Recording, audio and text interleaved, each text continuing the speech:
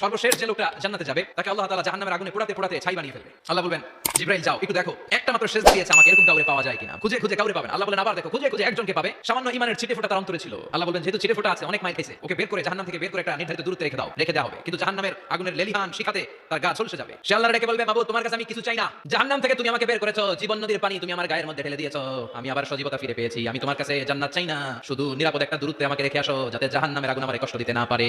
আল্লাহ জিবরাইলকে বলবেন যাও এমন দূরত্বে রাখো যাতে জাহান্নামের আগুনের কষ্ট না দেয়, রেখে আসা হবে। অনেকদিন সে ওখানে আনন্দে থাকবে, আল্লাহ শুকরিয়া করবে, সে মনে মনে বলবে বেঁচে গিয়েছি আমি। অনেকদিন থাকার পরে মনে মনে ভাববে বাইসা তো গেছি, কিন্তু নতুন করে একটু ট্রাই করে দেখি। আল্লাহ আগেই বলে রাখে আমি কিন্তু জান্নাতে যেতে চাই না। আল্লাহ বলেন কি চাও? সে বলবে আল্লাহ তোমার জান্নাতটা তুমি কত সুন্দর করে বানিয়েছো, আমি একটা নজর শুধু দেখতে চাই, জান্নাতের দরজার সামনে নিয়ে যদি আমারে বসিয়ে রাখো দ্যাটস ইনাফ। আল্লাহ বলেন তুই না ওয়াদা করেছিস? সে বলবে আল্লাহ আমারে হতভাগা বানিয়ে তোমার কি লাভ? সুবহানাল্লাহ পড়ে আমারে তুমি হতভাগা বানিও না। আল্লাহ বলে ঠিক আছে আবার সিগনেচার কর যে জান্নাতের দরজার সামনে বসিয়ে দিলে আর কিছু চাবি না। সে সিগনেচার করে বলে আমি চাবো না। আল্লাহ বললেন জিবরাইল বেচারারে ধরে জান্নাতের গেটের সামনে বসায় দে, এবার জান্নাতের গেটের সামনে বসে বসে জান্নাতের সৌন্দর্য দেখা শুরু করবে। সুবহানাল্লাহ।